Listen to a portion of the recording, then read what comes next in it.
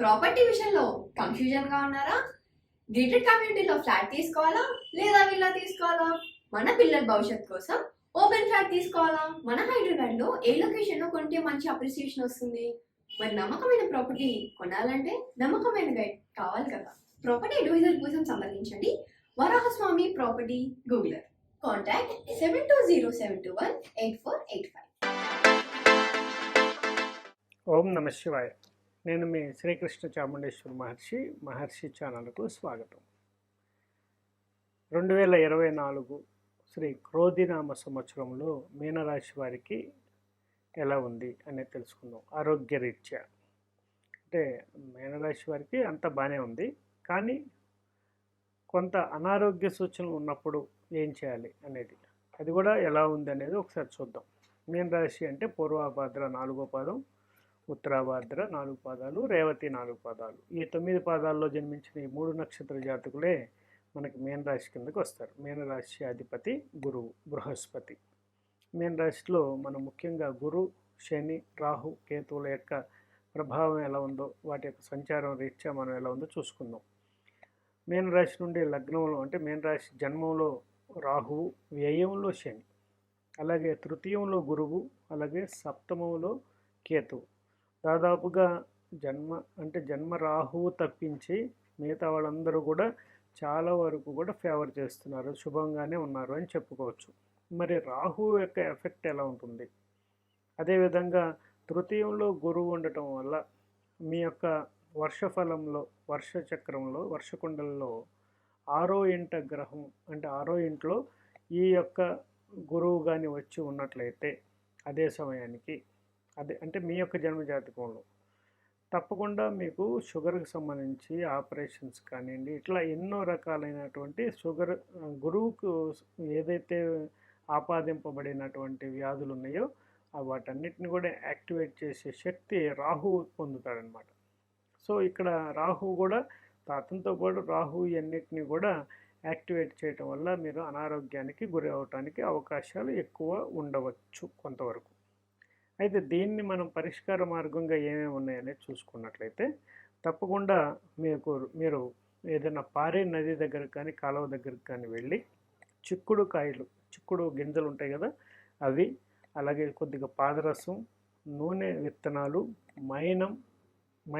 తేనె మైనం, అలాగే శనగలు, అలాగే ధనియాలు, తాటి బెల్లం కొద్దిగా, వీటన్నిటిని తీసుకెళ్ళి కొద్దిగా తీసుకెళ్ళి వాటిని మీ తల చుట్టూ 3 సార్లు అలా తిప్పి వాటిని చక్కగా ఆ యొక్క నీటిలో ప్రవాహంలో విసిరివేయండి, ఆ కాలువలో విసిరేయండి.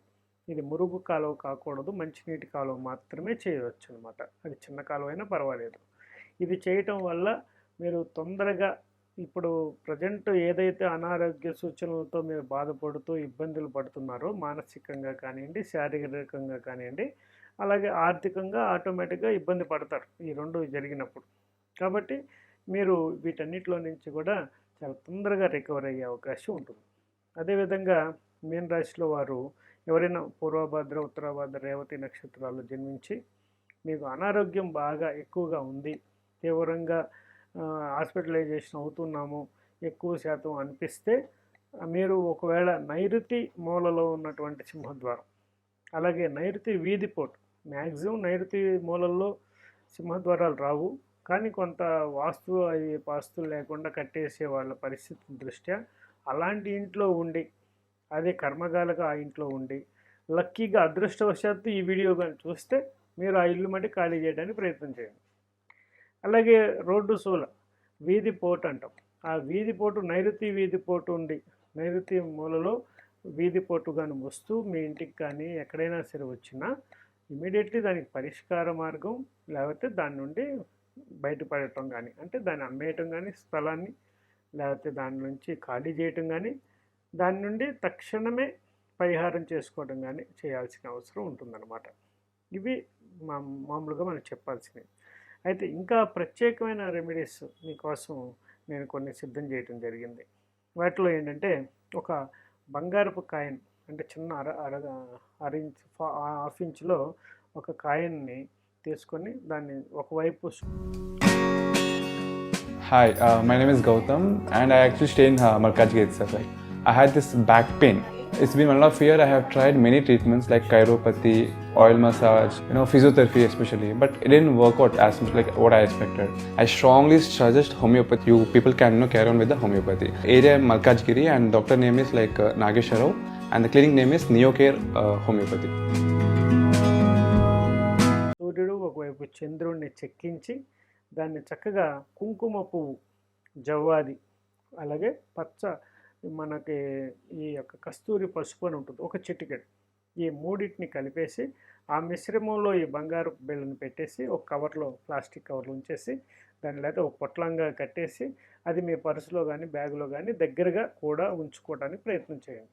ఇది చేయటం వల్ల మీలో చాలా వరకు విశేషమైనటువంటి నెగిటివ్ ఫోర్స్లు ఏవైతే ఉన్నాయో అవన్నీ తొలగిపోయి విశేషమైనటువంటి పాజిటివ్ ఎనర్జీ అనేది యాక్టివేట్ అవుతూ మీరు పవర్ బాక్స్ లాగా అది మీకు పనిచేస్తూ ఉంటుందన్నమాట. అది బాగా చేయడానికి ప్రయత్నం చేయండి. అలాగే ఏదైనా దేవాలయాలకు వెళ్ళటం, అక్కడ స్వీట్స్ పంచటం, అలాగే స్వీట్లు సమర్పించటం, అలాగే సాధ్యమైనంత వరకు ఆ దేవాలయంలో శుద్ధి చేయడానికి అంటే క్లీన్ చేసే బాధ్యతలు తీసుకోవడం, గోశాలను క్లీన్ చేయటం, శుభ్రపరచడం, దానికి కావాల్సిన నీడ్స్ని ఇవ్వటం, ఇవి కూడా మీరు చేయొచ్చు. అదేవిధంగా పల్లెటూరులో మీన రాశి వారు, పల్లెటూరులో వాళ్ళకైతే ఇది చాలా తొందరగా అవకాశం ఉండదు. పట్టణంలో ఉన్నవాళ్ళు, సిటీస్లో ఉన్నవారు ఈ రెమెడీ చేయడం చాలా కష్టమే అవ్వచ్చు. అయినా కూడా మీరు బతికున్న చేపలు అంటే వాళ్ళు పల్లెటూరులో కాలువల దగ్గర అక్కడ ఈ చేపలు పడుతూ ఉంటారు. వాటిని అక్కడే ఉండి ఆ పట్టిన తర్వాత మెల్లిగా వాటిని కొని వాటిని కొద్ది దూరం తీసుకెళ్ళి అతనికి అందకుండా పట్టేవాడికి, చేపలు పట్టేవాడికి అందకుండా అంత దూరంలో వాటిని మళ్ళీ నీటిలో వాడి బతికున్న చేపలను చక్కగా వాటికి మళ్ళీ నీటిలో వదిలి వాటికి ప్రాణభిక్ష పెట్టి చూడండి. మీరు అనుభవిస్తున్నటువంటి క్షోభ, మానసిక క్షోభ కానీ అన్నీ కూడా క్లియరెన్స్ అయ్యి క్షేమ, స్థైర్య, ధైర్య, విజయ, అభయ, ఆయుర, ఆరోగ్య, ఐశ్వర్యాలన్నీ కూడా యాక్టివేట్ అయ్యే విధంగా ఆ యొక్క వైబ్రేషన్ మీకు అందుతుంది. అంటే నేను చెప్పింది ఈ ఒక్క రెమెడీ అని కాదు, ఈ 4-5 రెమెడీలు చేయటం వల్ల ఇవన్నీ కూడా మీకు సిద్ధించే అవకాశం ఉంటుంది.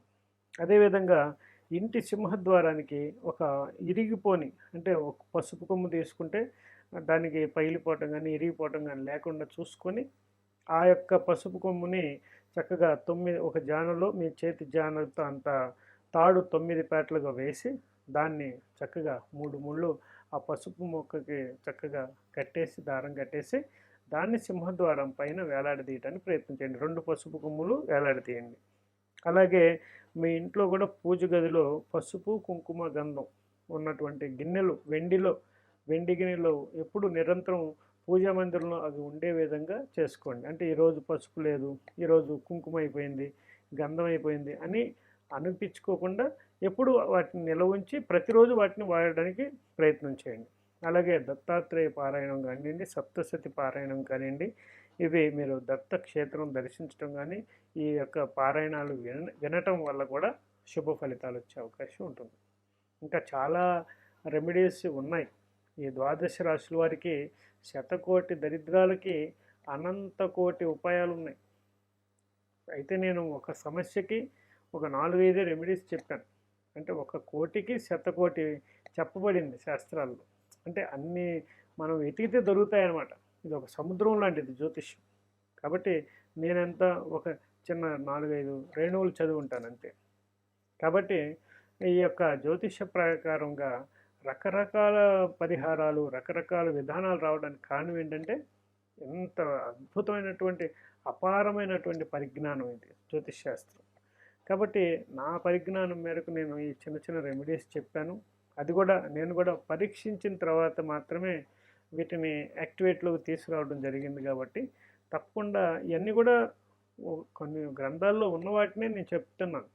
కాబట్టి కొద్దిగా ఎబ్బెట్టుగా ఉన్నా కూడా, కొన్ని నవ్వుతూ ఉన్నా కూడా, ఇదేంటి చేపలు పట్టేవాడి దగ్గరికి వెళ్ళడం ఏంటి, ఆ పట్టిన చేపలు తీసుకురావటం ఏంటి, అక్కడ వదలటం ఏంటి, దీనివల్ల మనకి మ్యాజిక్ జరిగిపోద్దా? జరిగిద్ది, 100% జరిగిద్ది. మీరు ప్రయత్నం చేసి చూడండి. కాబట్టి 12 రాసుల వారికి నేను చెప్పేది ఏంటంటే, ఎవరైనా కూడా నేను చెప్పిన పరిహారాలు చక్కగా 1-4 సార్లు వినండి. విని ఆ మెటీరియల్స్ ఏం చెప్పానో వాటన్నిటిని జాగ్రత్తగా తీసుకొని వాటిని పారే నదిలో వదలటం. నేను ఏం చెప్పానో, ఏం దానం చేయమన్నానా, వదిలేయమన్నానా, ఏం చెప్పానో అది చక్కగా చేయటానికి ప్రయత్నం చేయండి. చక్కటి శుభ ఫలితాలు పొందుతారు. సర్వే జనా సుఖినో భవంతు. ఓం నమ శివాయ. శుభం భవతు మే సదాశివం.